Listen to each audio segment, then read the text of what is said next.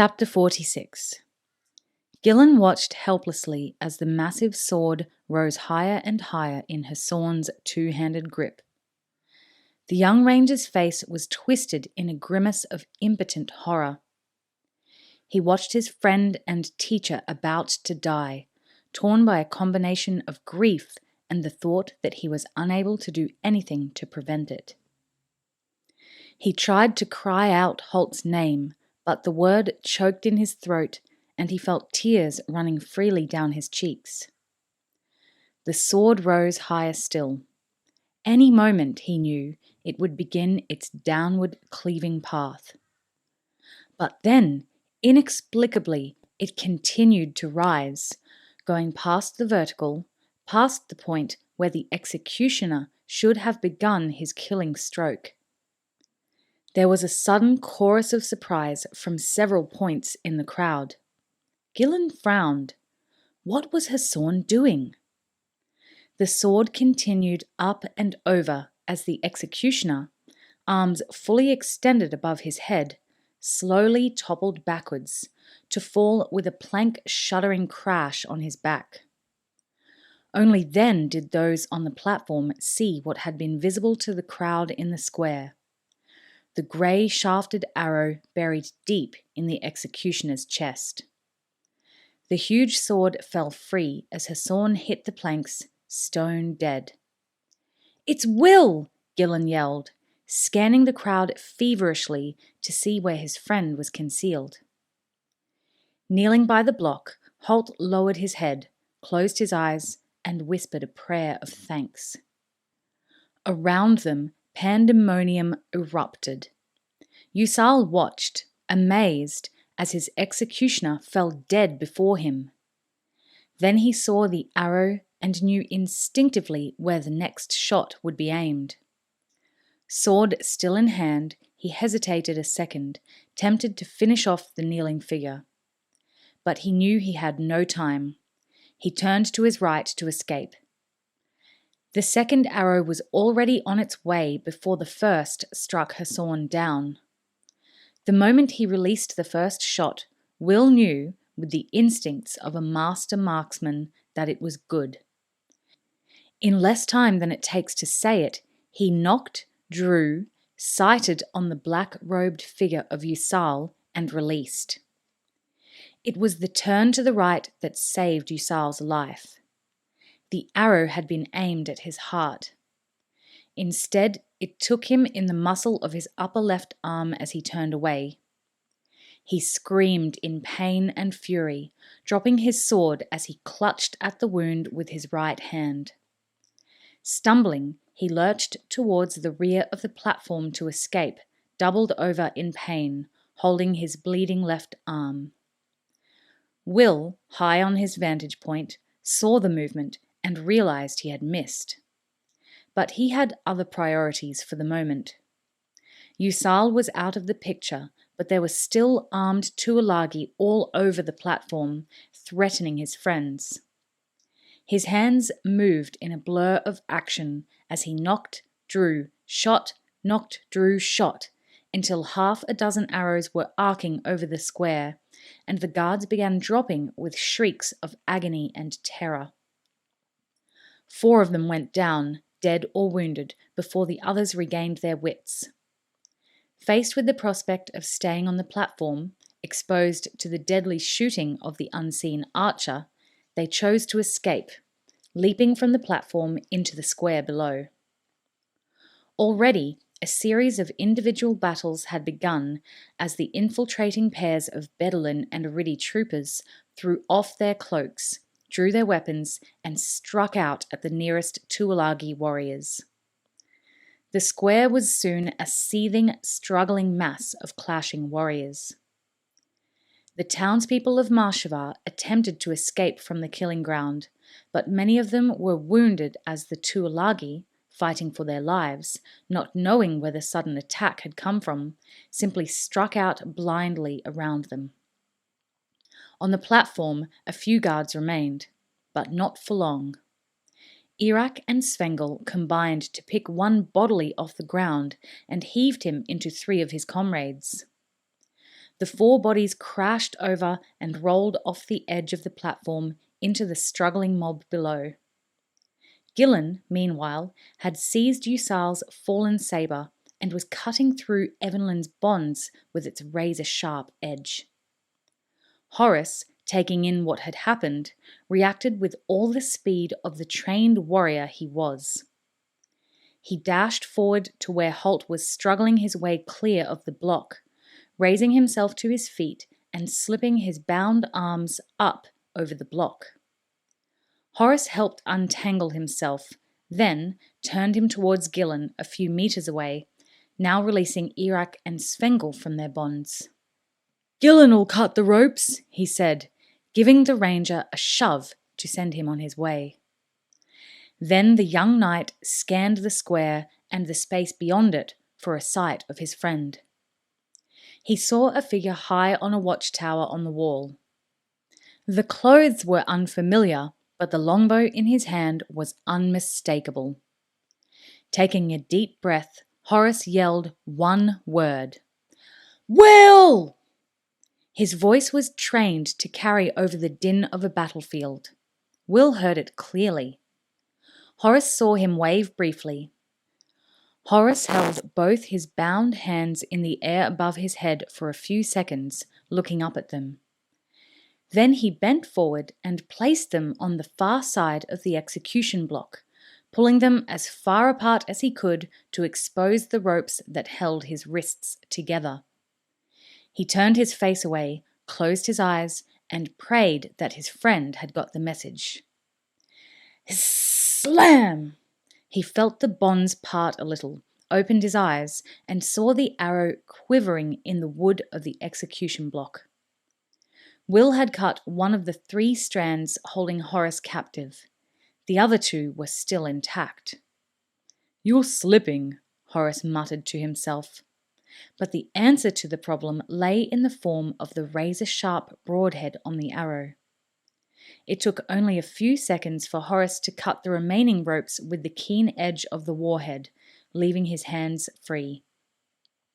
In the square below them, a small group of 6 Tuolagi had reorganized and were heading in a fighting wedge towards the stairs leading up to the platform. Horace grinned mirthlessly to himself, reached down and retrieved the massive 2-handed executioner's sword, testing its weight and balance with a few experimental swings. "Not bad," he said.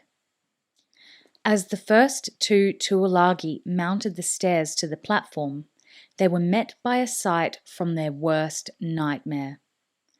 The tall young foreigner charged them, the huge sword whirling, humming a deep-throated death song. The leading warrior managed to catch the blow on his shield. The massive blade smashed into the small circle of metal and wood, folding it double on his arm.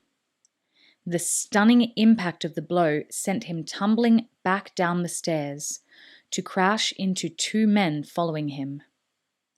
The second man, slightly to his right, drew back his own sword to strike at Horace. But Horace's return blow was already on its way, and it caught the Tuolagi's blade a few centimeters from the hilt of the sword, shearing it off. This nomad was made of sterner stuff than his comrades. Barely pausing to react to the massive damage done to his weapon, he dropped it and charged forward, ducking under the sweeping flight of the 2-handed sword as Horace brought it back. As he came, he drew his belt dagger and slashed upwards in a backhanded stroke, catching Horace high on the shoulder. A thin red line formed immediately, then blurred as blood began to well out of the cut. Horace barely felt the touch of the blade, but he felt the hot blood coursing down his arm and knew he'd been wounded. How bad the wound might be, he had no idea, and in any event, there was no time to worry about it now, with the Tuolagi inside the arc of his giant sword. But there was more to the sword than its long blade, and Horace simply brought the massive brass-pommelled hilt back in a short, savage stroke, thudding it into the man's head. The Kefir absorbed some of the blow, but not enough. The man's eyes rolled back into his head, and as Horace put his shoulder into him, he sailed back off the platform, landing on the struggling heap that had fallen at the bottom of the steps. Horace stood at the top of the steps, feet wide apart, the sword sweeping back and forth in short, menacing arcs. Having seen the fate of the last group of men who tried to mount the steps, none of the other Tuolagi were anxious to try their luck. Holt and Selathan stood towards the rear of the platform. Gradually, the square was emptying as the Marshavites found their way into the alleyways and streets that led from it. The struggling, fighting groups of Iridi, Bedouin, and Tuolagi were rapidly becoming the only ones left in the square, and the Tuolagi's numerical superiority was becoming obvious. "Nice of the townspeople to lend a hand," Holt muttered. He and the Wakir had both armed themselves with swords dropped by the fallen guards. Gillen had a sword as well, and the two Scandians were brandishing spears, also the former property of their guards. Evelyn was fumbling with the broad leather belt she had been wearing, unlacing a length of leather thong that had formed a decorative crisscross pattern on the belt. Holt glanced at her curiously, wondering what she was up to. Then Selathan replied to his comment, and his attention was distracted from the girl. "They're used to submitting, not fighting. They think only of themselves," the Wakir said. He had expected no more of the people of Marshavar. He had heard how some of them had even cheered his upcoming execution. Gradually, in response to a prearranged plan, the Iridi and Bedouin warriors were falling back to form a perimeter around the execution platform. Selathan glanced around the square, a worried frown on his face. "There can't be more than 50 of them," he said. "Where did they come from?" "Will brought them," Holt answered. He gestured to the semi-collapsed watchtower, where he had finally caught sight of a small figure perched among the crossbeams, a longbow ready in his hands. Holt waved now, and his heart lifted as the figure returned his salute. With no immediate targets to seek out, Will was conserving his arrows, hoping for another sight of Yusal. "Will?" Selathan said, his face puzzled. "Your apprentice? Where would he find men to rescue us?" Holt smiled. "He has his ways." Selathan frowned. "A pity he didn't find a way to bring more, then." "Do you think we should go down and lend a hand?" Holt gestured to the stubborn line of fighters forming a perimeter around the base of the platform. Selathan looked at him, cut his sword back and forth experimentally to test its balance, and nodded.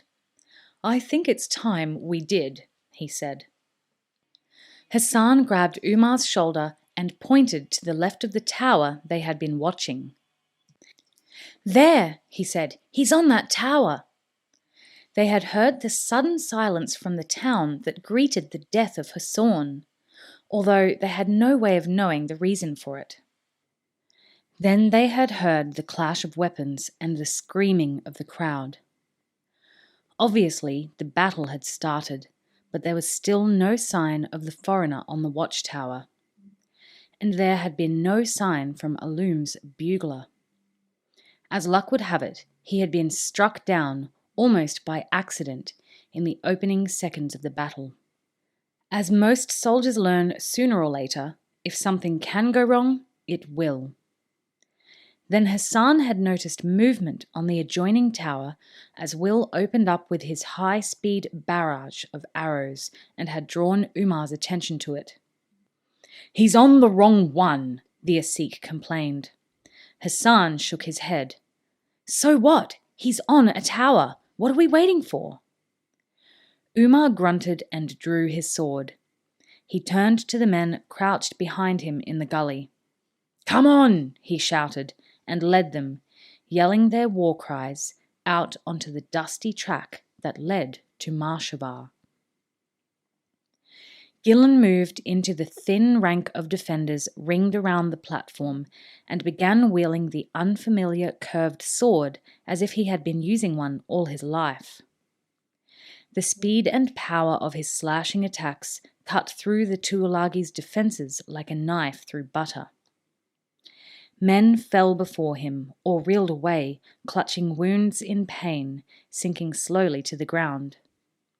But in spite of the confusion around him, Gillen was searching the veiled faces for one in particular, the man who had taken such pleasure in beating him on the road to Mar Shabar. Now he saw him, and he saw recognition in the man's eyes as he shoved his way through the press of fighting men to confront the young ranger. Gillen smiled at him, but it was a smile totally devoid of any warmth or humour. "I was hoping we'd run into each other," he said. The Tuolagi said nothing. He glared at Gillen above the blue veil. Already imbued with a deep hatred of these foreign bowmen, he had seen another half-dozen of his comrades fall before their arrows this morning. Now he wanted revenge. But before he could move, Gillen spoke again. "I think it's time we saw all of your ugly face, don't you?" he said. The curved sword in his hand flicked almost negligently up and across, with the speed of a striking snake. It slashed the blue veil at the side, where it was attached to the keffiyeh, cutting through it and letting the blue cloth fall so that it hung by one side. There was nothing extraordinary about the face that was revealed, except for the fact that the lower half, usually covered by the veil, was a few shades lighter in tone than the browned, wind and sunburnt upper half. But the eyes, already filled with hate for Gillen and his kind, now blazed with rage as the Tuolagi leapt forward, sword going up for a killing stroke. It clanged against Gillen's parry, and the Tuolagi drew back for another attack, attempting a hand strike this time. But Gillen caught the other man's blade on the crosspiece of his own weapon. Then, with a powerful twisting flick of the wrist, turned the other man's sword aside and went into a blindingly fast attack. He struck repeatedly at the other man, the strikes seeming to come from all angles at virtually the same time. The sword in his hand blurred with the speed of his backhands, forehands, overheads, and side cuts. The Tuolagi was an experienced fighter, but he was up against a sword master. Gillen drove him back, the defenders on either side of him advancing with him to protect his flanks. The Tuolagi's breath was coming in ragged gasps. Gillen could see the perspiration on his face as he tried to avoid that sweeping, glittering blade. Then his guard dropped for a moment, and Gillen, stretching and stamping with his right foot, drove forward in a classic lunge, the curved sword upturned by his reversed wrist, and sank the point deep into the Tuolagi's shoulder. Gillen withdrew his blade as the sword dropped from the other man's hand. Blood was beginning to well out of the wound, soaking the black robes. Gillen lowered the point of his sword. As if by some unspoken agreement, the fighting around them stopped for a moment as the other combatants watched. "You can yield if you choose," he said calmly. The Tuolagi nodded once, his eyes still burning with hate. "I yield," he said, his voice barely above a whisper.